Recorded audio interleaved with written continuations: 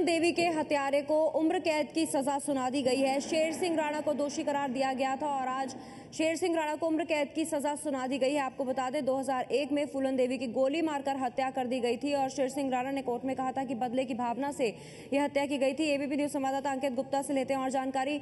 अंकित, क्या कहा कोर्ट ने?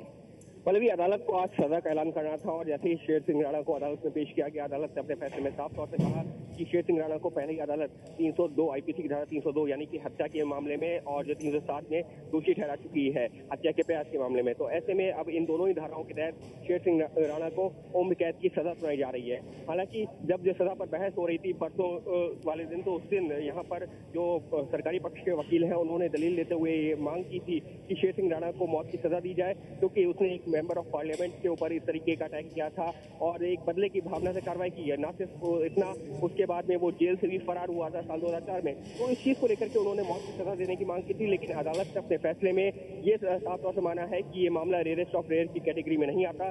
लिहाजा शेर सिंह राणा, जो कि फूलन देवी हत्याकांड का एकमात्र जो है एक आरोपी जिसको अदालत ने दोषी करार दिया था, उसको सुनाई है उम्र कैद की सजा। जी अंकित, तो उम्र कैद की सजा सुनाई है। पटियाला हाउस कोर्ट ने शेर सिंह राणा को 2001 में फूलन देवी की हत्या हो गई थी। उस वक्त वो सांसद थी और अपने घर के बाहर थी जब गोलियों से उन्हें भून दिया गया था और ये कहा गया था शेर सिंह राणा की तरफ से कि उसको बदला लेना था फूलन देवी से, इसलिए उसने हत्या कर दी थी। और जैसे अंकित जानकारी दे रहे हैं, rarest of the rare case नहीं माना है कोर्ट ने इसे, इसलिए फांसी की सजा नहीं सुनाई है। जबकि फूलन देवी के पक्ष की तरफ से ये मांग की जा रही थी कि शेर सिंह राणा को फांसी की सजा दी जाए। आपको बता दें, इसके साथ जो और आरोपी थे उन्हें बरी कर दिया गया था। लंबे अरसे से ये केस चल रहा था और आज इसमें सजा का ऐलान कर दिया गया है। शेर सिंह राणा को उम्र कैद की सजा सुनाई गई है। अंकित, ये जिस वक्त का मामला है उसके बाद 2004 में शेर सिंह राणा फरार हुआ था। जैसे आपने बताया कि सारे तथ्यों को सामने रखने के बाद भी कोर्ट ने फांसी ना देने का फैसला करते हुए उम्र कैद की सजा सुनाई।